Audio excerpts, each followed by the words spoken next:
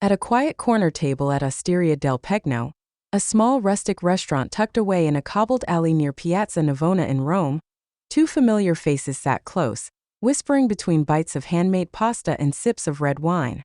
David Lukaku leaned in, brushing a strand of hair behind Barbie Forteza's ear, before their lips met in a kiss that felt completely unguarded, tender, slow, and certain.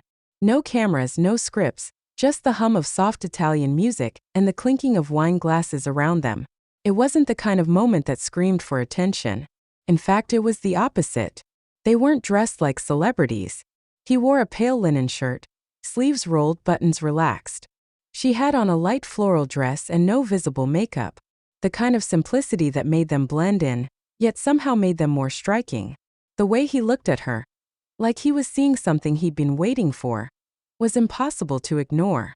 And the way she smiled after that kiss, eyes soft, cheeks flushed, it didn't look like acting. It looked like truth. They didn't seem rushed. There was no PR team lurking, no handlers checking watches.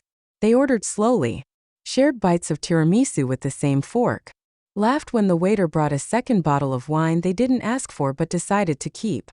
And each time their eyes met, something passed between them that didn't need to be explained. It was the kind of quiet intimacy that can't be staged. Locals barely flinched.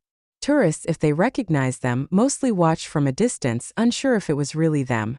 But even if someone had shouted their names, it wouldn't have changed the way they looked at each other.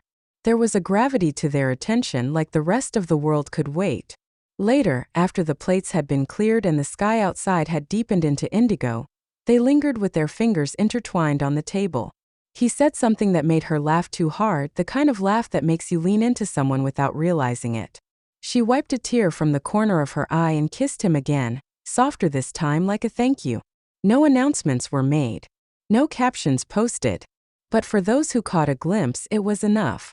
The chemistry wasn't loud, it was warm, steady, like the glow of candlelight on a stone wall. Something real. They left hand in hand, walking slowly through the Roman streets, the kind of walk you take when you don't want the night to end. And maybe it doesn't have to. Maybe for once it's not about projects or press tours or premieres. Maybe it's just two people in the middle of Italy, finally letting something happen that had been waiting just beneath the surface. And maybe, just maybe, that kiss wasn't the beginning or the end, but exactly where they were meant to be.